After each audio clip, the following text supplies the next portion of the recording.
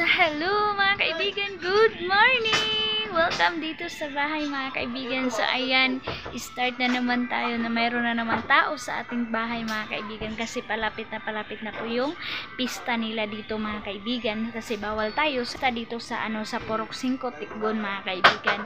And madami nang dito magko-coffee sila. Nag-init si Dodong Junjun, busy si Dodong Junjun sa pag ng kanyang mga bisita mga kaibigan.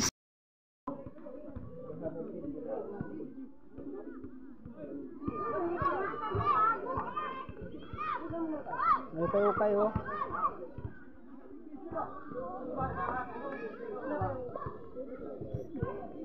Ukay.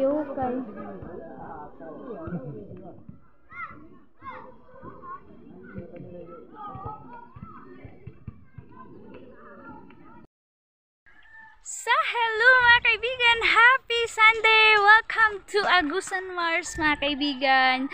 So, update pala natin dito sa Agusan Mars mga kaibigan. Maulan, mainit mga kaibigan. Ganun po yung sistema namin ng weather namin dito mga kaibigan. Pero nagpapasalamat kami kasi siguro madami din nag-prayer mga kaibigan kasi nagtanim na kami dito, nagsimula na kami mga kaibigan, nagtanim ng mais. Kaya kapag sabi doon sa mga kaibigan, kapag marami yung nag-prayer, naririnig talaga ni God. Kaya ito mga kaibigan, ilang day na medyo palagi umuulan, medyo malakas, minsan mahina mga kaibigan, pero makulimlim talaga yung panahon namin. Kaya salamat kami, and then kalalabas lang namin mga kaibigan sa simbahan, and then busy na sila Papa, si Bianan mga kaibigan, si Gardo versus sa ninyo mga kaibigan, busy na sa pagpanday ng kanyang waiting shed. Ayan, sana ba yun?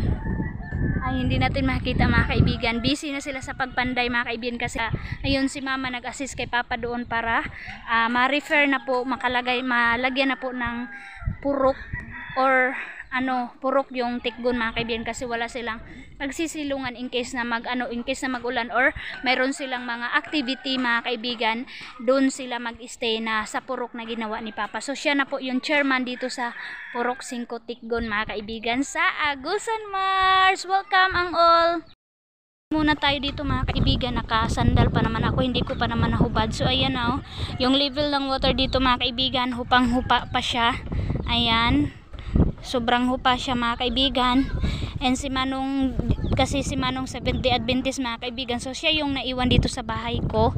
So shout out Ate Lia and Kuya, kumusta kayo? Miss you. Nakita na po ni Kuya and ni Ate Lia yung sitwasyon namin dito sa Tabuk mga kaibigan, and sabi nila ang ganda daw talaga ng bahay na floater mga kaibigan, parang gustong gusto nila na mas ganyan lang floater mga kaibigan. Kaya nakaka-proud na tanggap nila mga kaibigan kung ano yung buhay namin dito sa Agusan Mars. Maraming salamat from Cebu.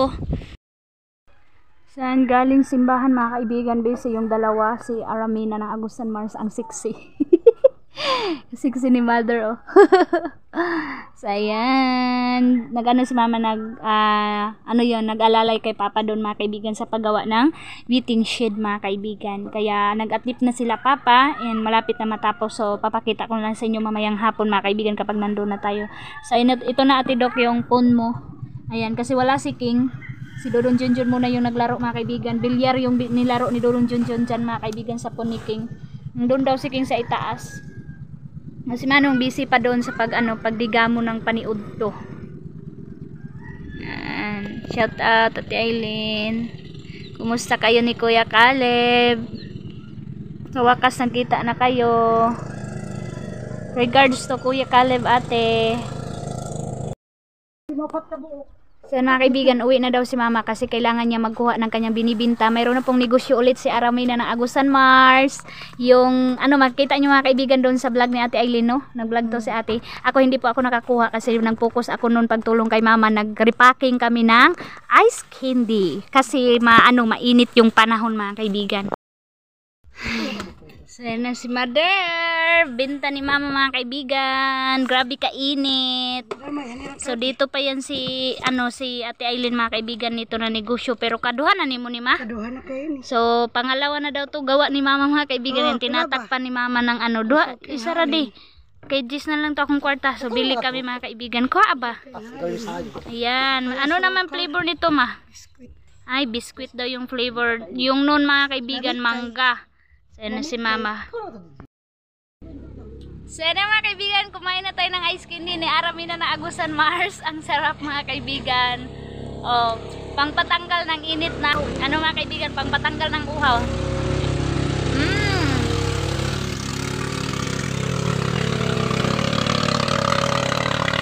Lamig. Malambot mga kaibigan yung ice candy ni mama, malambot. Tamis.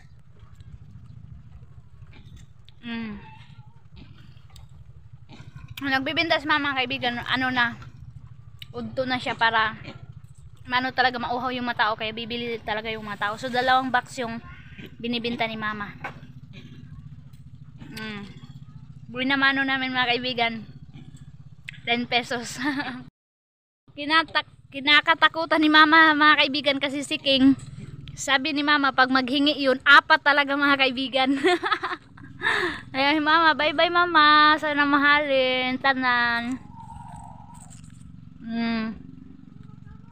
Kasi kapag nandun lang si mama palagi sa bahay mga kaibigan, wala siyang kasama, siya lang mag-isa. Kaya ano na din niya yun, exercise, and then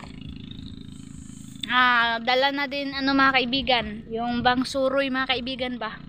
Chika-chika si mama, pero may binta siya. So, ganon si mama mga kaibigan, kanegosyante.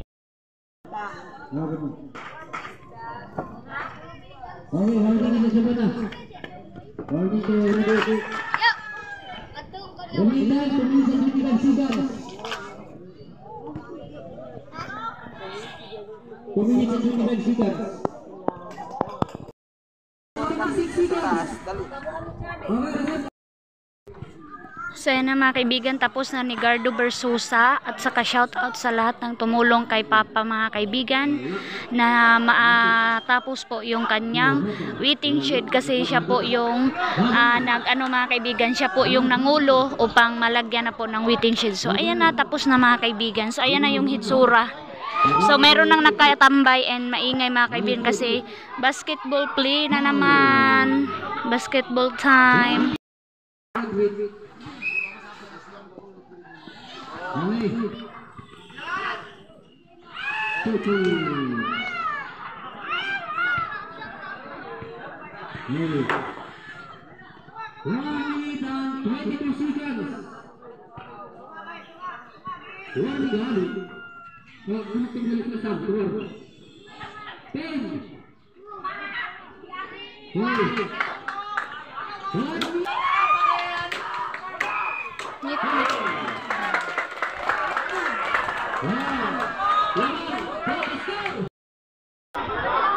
So ayan mga kaibigan, ang saya.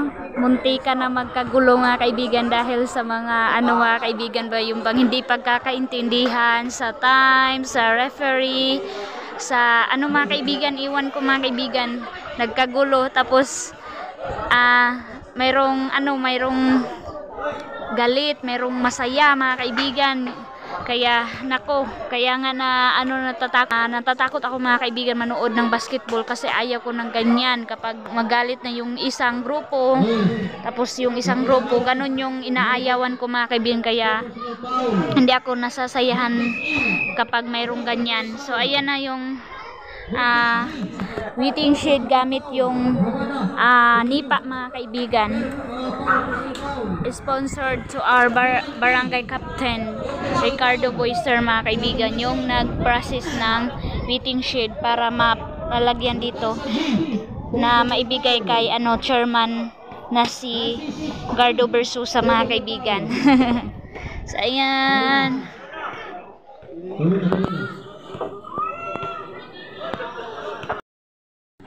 So kanina mga kaibigan yung naglaro is mga junior, kayo ngayon is senior naman. Di Jesus. Ayan So yan mga kaibigan, nagkainitan na yung laro ng mga junior mga kaibigan. Grabe, seryoso talaga yung ginagawa nila Ay! Kakatakot. Go! Oh my God. Ala. La. Hindi natin makita dito mga kaibigan kasi merong nakaharang. Oh no! 1, okay, bawi. 1 minute and 45 seconds. Basketball player ng Agusan Mars. 3 points.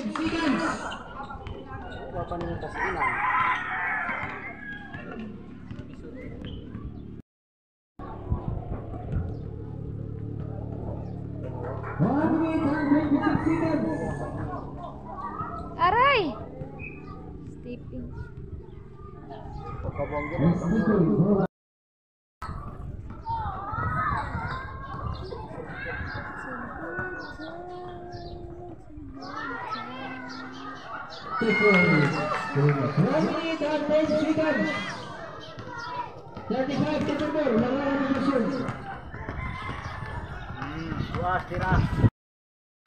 Good morning mga kaibigan! It's rainy day in Agusan Mars. Thank you Lord kasi nabisbisa na naman yung ating pananim na mais mga kaibigan.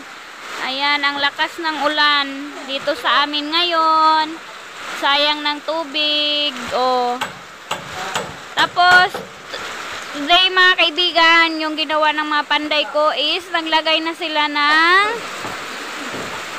tinatawag na king hose. Ayan ay si king hose mga kaibigan. Ayan, hungaw yung ano natin, yung boses natin kasi tinanggal ko yung marpil ko mga kaibigan.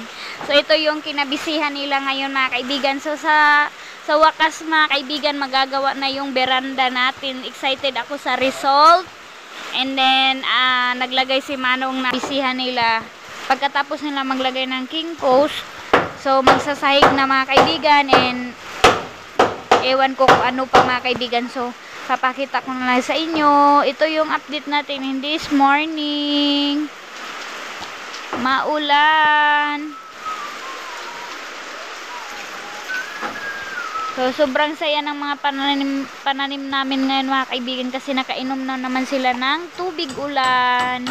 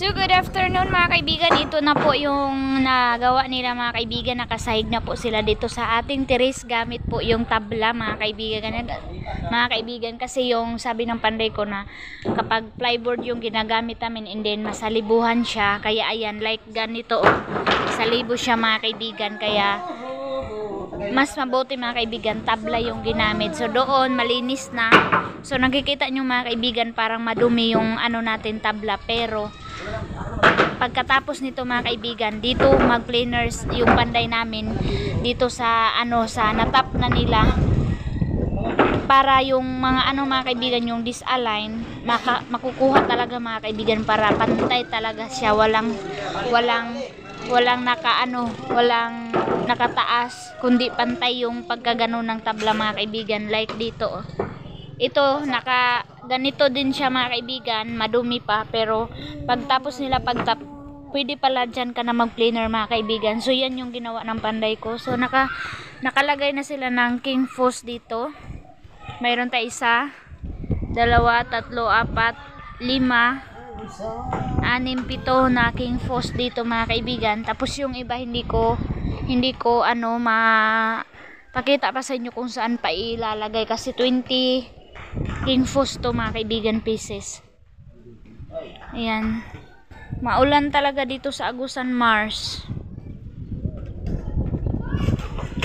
masama talaga yung panahon kasi nag-ano siya nagdalugdog siya mga kaibigan. Mga kaibigan, malakas na yung hangin, nakikita nyo mga kaibigan. Yung tabla natin mga kaibigan sa likuran, ganyan yan mga kaibigan, malinis yan. Ang lakas ng hangin.